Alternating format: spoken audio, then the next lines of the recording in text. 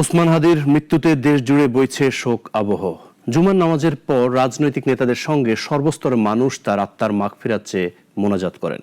কোথাও কোথাও হয়েছে শোক মিছিল ও গায়েবানা জানাজা। প্রতিনিধিদের পাঠানো তথ্য ছবিতে আরও জানাচ্ছেন শাশ্বতী সরকার।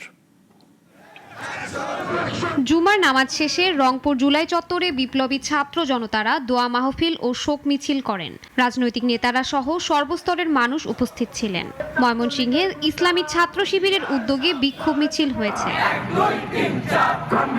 অবিলম্বে হাদির হত্যাকাণ্ডে জড়িতদের দেশে ফিরিয়ে বিচারের আওতায় আনার দাবিতে জয়পুরহাটে বিক্ষোভ মিছিল করেছে সর্বদলীয় ছাত্র জনতা ও ছাত্র শিবিরের নেতাকর্মীরা। এরপর হাদির রুহের মাগফিরাত কামনায় দোয়া ও মোনাজাত করা হয়। হাদিকে হত্যা, আওয়ামী সন্ত্রাসীদের টার্গেট কিলিং এবং ভারতীয় আধিপত্যবাদের প্রতিবাদে নওগাঁয় ঐক্যবদ্ধ প্রতিরোধ মঞ্চের উদ্যোগে কফিন মিছিল অনুষ্ঠিত হয়েছে। জুমার নামাজের পর হাদির গায়েবানা জানাজা অনুষ্ঠিত হয় কুষ্টিয়ার ইসলামী বিশ্ববিদ্যালয়ে। রাজবাড়ীর বিভিন্ন মসজিদে নিহত হাদির জন্য দোয়া মাহফিল অনুষ্ঠিত হয়। এই জুলাই যোদ্ধাকে হত্যার প্রতিবাদে এবং ভারতীয় আধিপত্যবাদের বিরুদ্ধে নরসিংদীতে ঢাকা সিলেট মহাসড়ক অবরোধ করেন বিক্ষুব্ধরা। হাদির হত্যাকারীর বিচারের দাবিতে জামালপুরের রেলপথ অবরোধ করেছে ছাত্র জনতা।